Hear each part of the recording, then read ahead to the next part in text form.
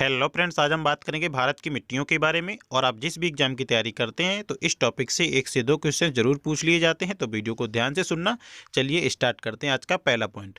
आज के पहले पॉइंट में क्या दिया है, भारत में सर्वाधिक क्षेत्र पर किस प्रकार की मिट्टी का विस्तार पाया जाता है। तो सर्वाधिक क्षेत्र पर जो पाया जाता है वो जलोढ़ मिट्टी का विस्तार अधिक पाया जाता है। और अगला पॉइंट आता है, पुरानी जलोढ़ मिट्टी को अन्य किस नाम से जाना जाता है। तो पुरानी जलोढ़ मिट्टी को हम बांगर के नाम से भी जानते हैं। इसके बाद नेक्स्ट पॉइंट आता है, गंगा के मैदान की पुरानी कछारी मिट्टी क्या कहलाती है।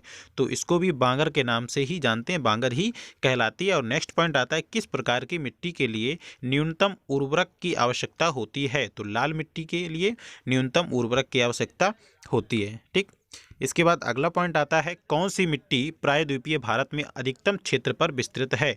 तो काली मिट्टी जो है प्रायद्वीपीय क्षेत्र में अधिकतम क्षेत्र पर विस्तृत है। और नेक्स्ट पॉइंट आता है, कपास की खेती के लिए सर्वोत्तम मिट्टी कौन सी है। तो कपास की खेती के लिए जो अगर बात करें तो काली मिट्टी कपास की खेती के लिए अधिक सर्वोत्तम मिट्टी अच्छी है। इसके बाद नेक्स्ट आता है, लावा के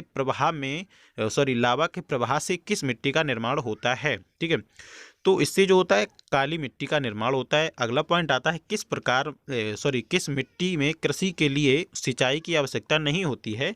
तो काली मिट्टी में सिंचाई की आवश्यकता नहीं होती है। और नेक्स्ट पॉइंट आता है, भारत में लाल मिट्टी का सर्वाधिक विस्तार पाया जाता है। कहाँ पर पाया जाता है, तो ये पाया जाता है आंध्र प्रदेश एवं तमिलनाडु में लाल मिट्टी का सर्वाधिक विस्तार पाया जाता है। ठीक है, अगला पॉइंट आता है, लेटेराइट मिट्टी महत्वपूर्ण रूप से पाई जाती है कहाँ पर। तो मालाबार के तटीय क्षेत्र में। ठीक, ये मिट्टी अधिक पाई जाती है। इसके बाद नेक्स्ट पॉइंट आता है, धान की खेती के लिए अति उपजाऊ भूमि कौन सी होती है। तो दोमट मिट्टी। ठीक है, जो दोमट मिट्टी होती है वो धान के उपजाऊ के लिए अच्छी भूमि होती है। अगला पॉइंट, महाराष्ट्र में सर्वाधिक मात्रा में पाई जाने वाली उपलब्ध मृदा का प्रकार है। तो काली मिट्टी का ही प्रकार है वो।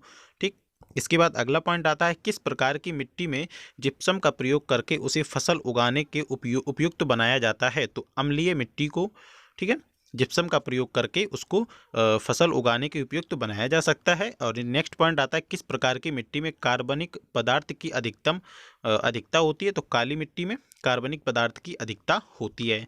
अगला पॉइंट आता है, किस राज्य में भारत की सबसे बड़ी अंतर्देशीय लवणीय आर्द्र भूमि है। तो कौन सी, राजस्थान में। नेक्स्ट पॉइंट, पुरानी जलोढ़ मिट्टी को अन्य किस नाम से जाना जाता है। तो पुरानी जलोढ़ मिट्टी को अन्य एक बांगर के नाम से भी जाना जाता है, और मैं पहले भी आपको बता भी चुका हूँ।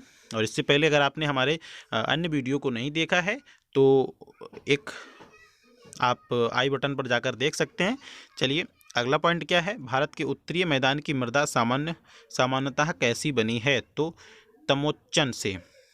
सामान्यतः कैसे बनी है, तमोच्चन से बनी है। अगला पॉइंट आता है, गंगा की जलोढ़ मिट्टी की भूमि सतह के नीचे है, लगभग 600 मीटर नीचे है। नेक्स्ट पॉइंट, गंगा के मैदानों की पुरानी कछारी मिट्टी क्या कहलाती है। बांगर कहलाती है। मैं आपको पहले भी बता चुका हूँ, फर्स्ट पेज पर बताया था मैंने आपको। इसके बाद नेक्स्ट पॉइंट आता है, किस प्रकार की मिट्टी के लिए न्यूनतम उर्वरकता की आवश्यकता होती है। तो लाल मिट्टी के लिए न्यूनतम उर्वरक की आवश्यकता होती है। अगला आता है, धान की खेती के लिए अति उपजाऊ भूमि कौन सी होती है। तो दोमट मिट्टी जो धान की खेती के लिए अति उपजाऊ मिट्टी होती है।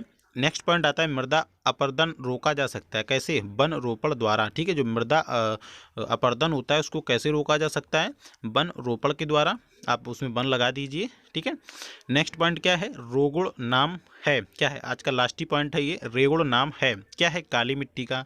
ठीक, काली मिट्टी का नाम ही है रेगुण। ठीक है, और आपको वीडियो कैसा लगा कमेंट बॉक्स में कमेंट करके ज़रूर बताएं, और वीडियो को लाइक भी करें। और अभी तक आपने हमारे चैनल को सब्सक्राइब नहीं किया है तो आप इसे सब्सक्राइब कर लें, और साथ ही बेल आइकन को भी प्रेस कर लें। Thanks for watching.